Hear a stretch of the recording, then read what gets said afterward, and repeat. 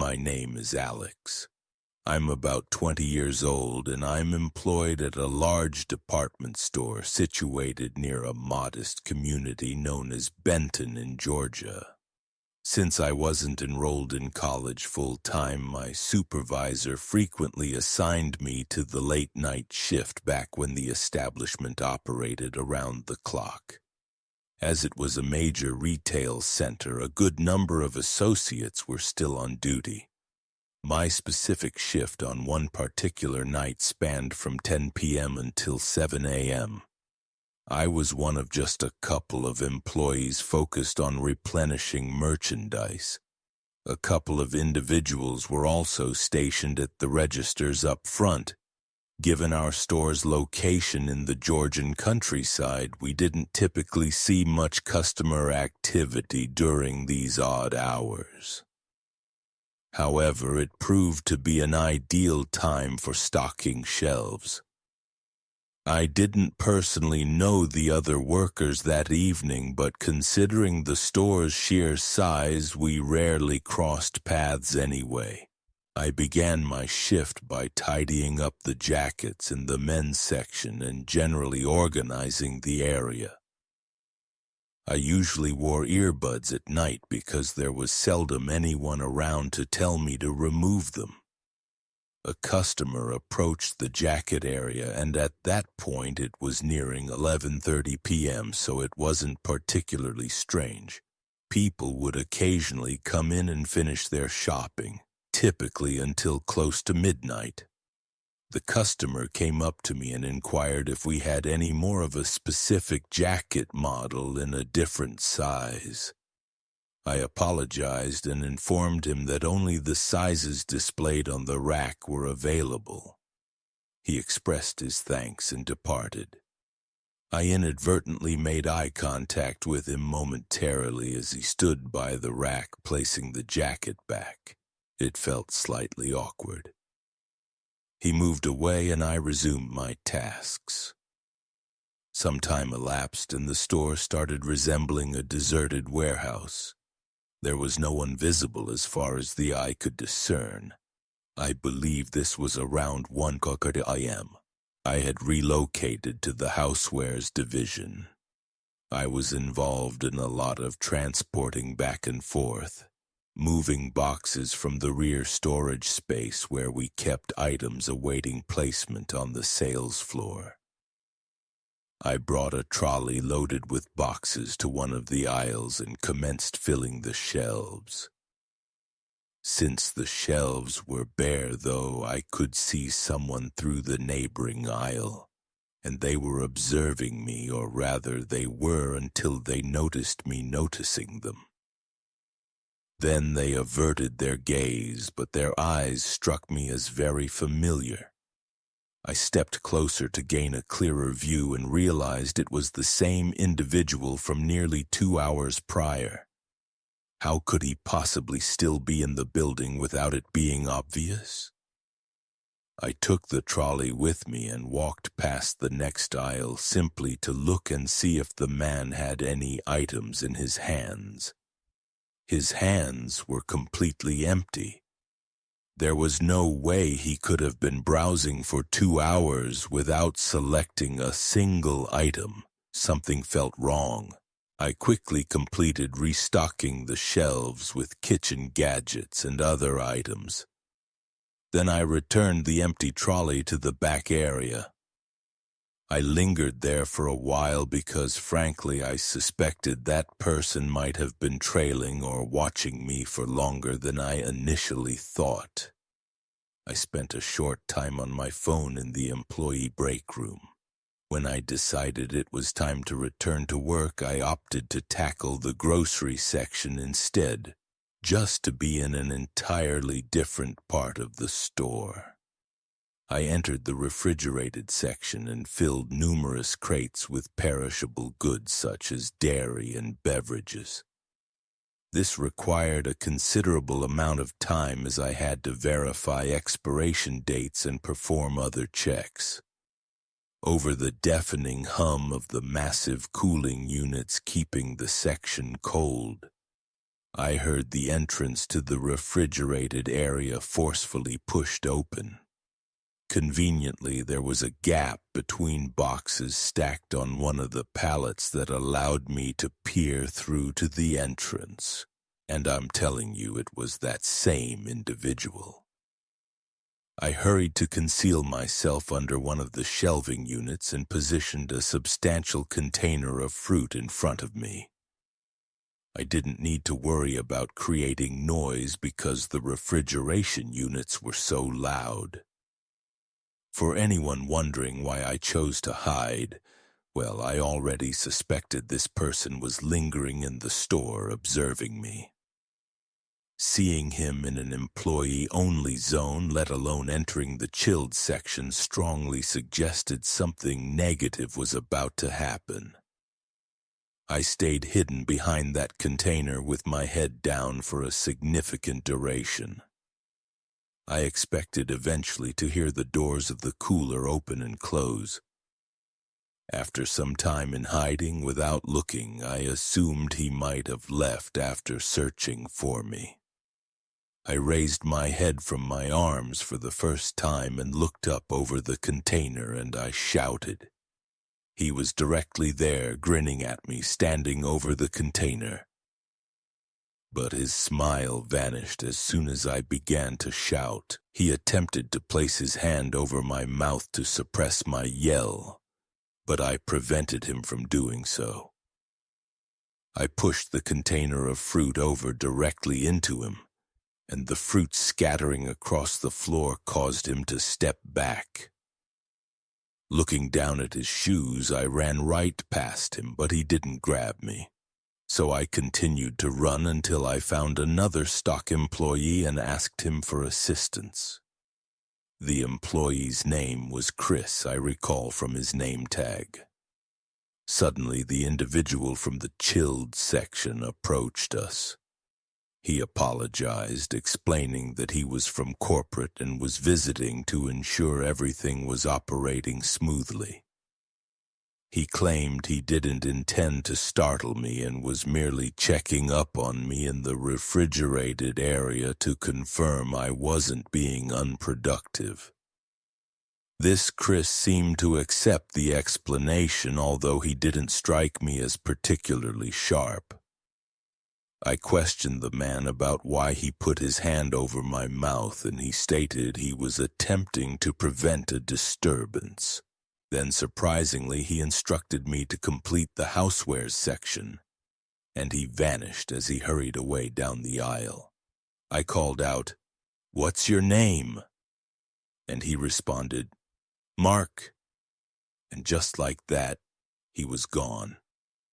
The following day, I contacted one of the supervisors and asked if a corporate visit was scheduled for the previous night, and if a peculiar man named Mark sounded familiar. My manager, Helen, said it sounded like complete nonsense. There was no record of anyone from corporate named Mark scheduled to visit, nor would anyone from corporate ever be in the store at 2 a.m. They subsequently reviewed the camera footage, and a police report was filed when they realized this was a random trespasser. The cameras confirmed this individual had been following me between the aisles for a significant portion of the initial hours of my shift. I informed Helen that I could no longer work night shifts after that, and she was understanding. I am still employed there, but primarily as a daytime stock associate or a cashier. Where is one place you can go and encounter some of the most peculiar and unsettling individuals in our society? I honestly believe I have never visited a single large retail store where I didn't observe at least one strikingly odd person. Odd doesn't even begin to describe what I'm about to recount. It was the Wednesday before a major sale event. My preferred store was open extra late. I was there around 11 o'clock searching for a new television. By chance, I selected from the display the last one that was being promoted as part of a really good deal. As I took it, however, a big, unpleasant-looking fellow approached me and insisted he desperately needed that television. I nervously replied, "I'm sorry, it's the last one." He then became agitated with me and started causing a bit of a fuss.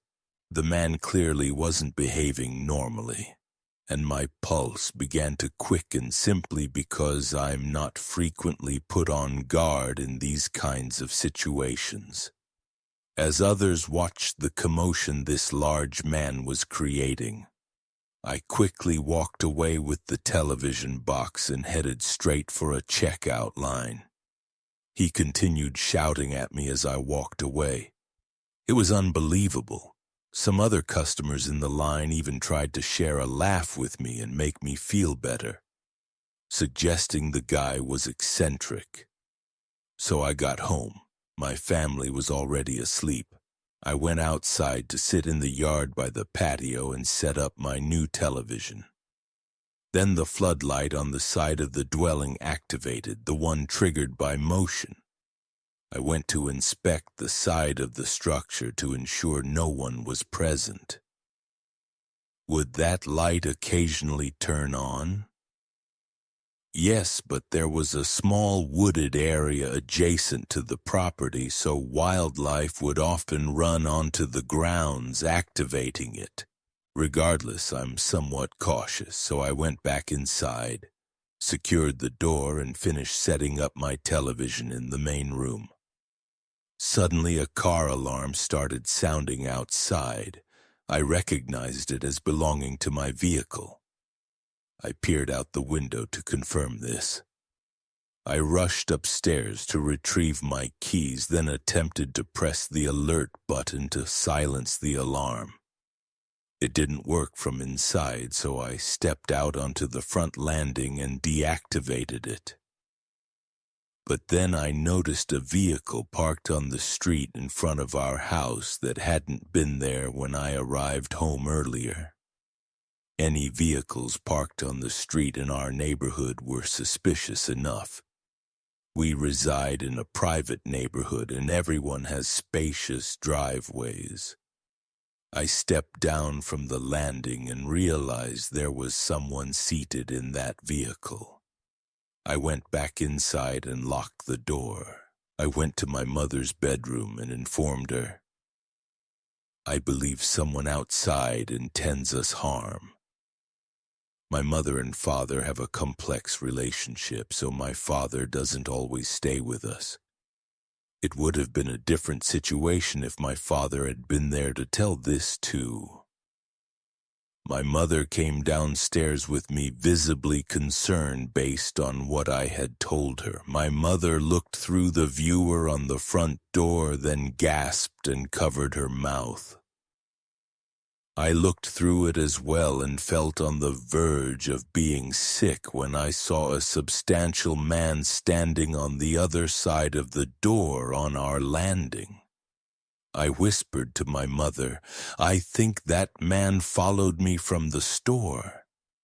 Suddenly the door handle began to turn as the man attempted to open the door. When it didn't work, he started pounding on the door.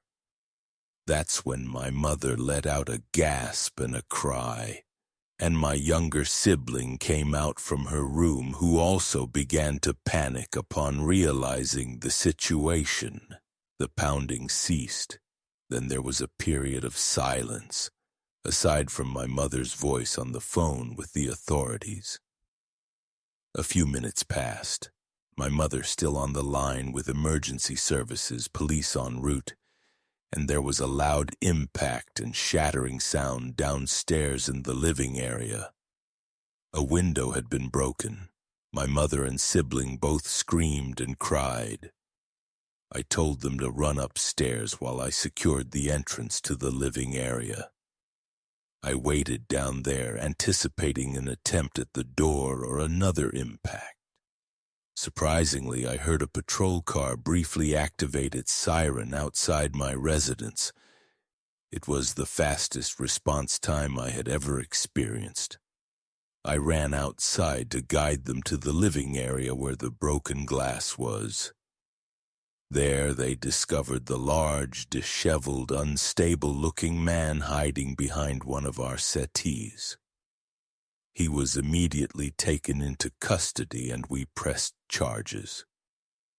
All the while he was yelling obscenities and threats at me, which didn't help his situation. Both officers told me the man seemed unbalanced and possibly under the influence of substances, but advised us to get a good night's rest, assuring us he wouldn't bother us again. So, while it might be amusing to observe people at large retail centers and chuckle at some of the eccentric sights you see, realize you may also encounter some of the more hazardous individuals in our society at your neighborhood store. Working the night shift at a major retailer as an overnight stocker on weekends was my secondary job while I was finishing up my degree. I needed to repay my student debts, so I had to earn income any way possible. I didn't interact with customers or anything. I would simply sign for late deliveries, perform warehouse duties, and replenish merchandise on the sales floor during off hours.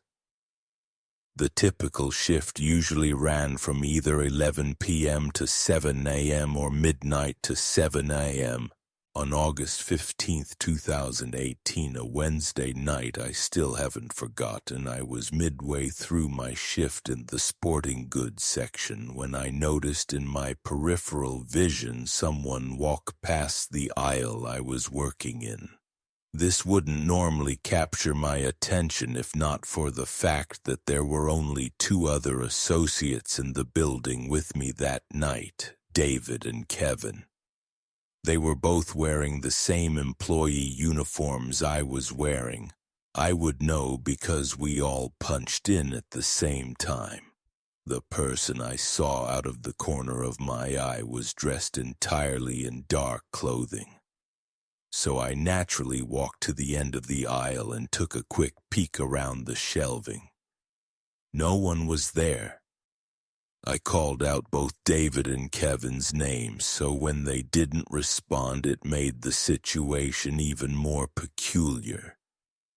But regardless, I went back to work. I had needed to use the restroom for a while and told myself I would go once I finished working in that aisle. Seconds later, there was a loud bang a few aisles over. It actually startled me. I ran over to investigate what had happened, and a large display cabinet was somehow knocked off its perch. The perch seemed fine and in place. It looked like someone would have had to intentionally exert effort to dislodge this. I righted the display and began walking around the aisles, feeling incredibly suspicious. I reached the final aisle toward the rear of the store, which contained paper goods and cleaning supplies. Then there was this unnerving sound that I could best describe as a low moan. It sounded like it came from literally the next aisle over, so once again I quickly moved back to that aisle and felt my stomach drop when I saw a man dressed in dark clothing lurking by the end of the aisle with his back facing me, but his head turned so that all I saw was only half his face. Then he suddenly took off running, not toward me but down some other aisle. I heard his footsteps hurrying away. I was presented with a choice: chase after him or go find my two co-workers. And I chose the latter. All the while I heard these strange moaning sounds and footsteps that honestly felt like they were circling me. I located David in the women's apparel section and told him to keep an eye out for someone who wasn't supposed to be in the building. dressed in dark clothes. We didn't have two-way radios, so I asked him to inform Kevin if he encountered him. I excused myself because I couldn't hold it any longer. I had to go to the lavatory. I hurried to the employee-only restroom, which was located in the warehouse area. I simply sat down in one of the stalls. And yes, I am the type of person who sits when I pee. The door to the restroom opened and closed naturally. With 3 to 4 people in the building, I said, "Who is that?" And with no answer, I assumed the worst. I heard that dreadful moaning again. And someone stepped into view through the gap in the door, looking directly inside. They stepped closer until the gap was completely obscured, and all I could see of their face was an eye. Then the murmuring began. Unintelligible murmuring, but the echo from the restroom just made it more disquieting. I suddenly recalled I had David's phone number saved on my cell phone, so I retrieved it and called him immediately. I spoke very loudly, telling David to get to the restroom at once and help me. I stayed on the line with him and watched as the man on the other side of the stall lingered one more time, then ran out of the restroom. I told David to hurry, and about 20 to 30 seconds later, David entered the restroom. He said he didn't see anyone on his way there. We didn't have any security personnel on duty when the store was closed, so we couldn't even go look at the surveillance feeds. I stayed by David for the remainder of the night, assisting in whichever sections he was working in, prioritizing safety in numbers. I sent a text to my supervisor that night, and when I woke up at 3 p.m. the next day, I read his reply. He stated that all the camera feeds showed distorted footage from the night before. Nobody had intentionally turned them off as far as he knew. I felt a chill reading his message. He believed my account and assumed it was connected to the cameras, but with no video evidence of the forced entry or unauthorized presence. I don't believe there was anything concrete he could do. It was beyond my responsibility level, though. That was the only overnight shift I've ever experienced where something truly inexplicable occurred.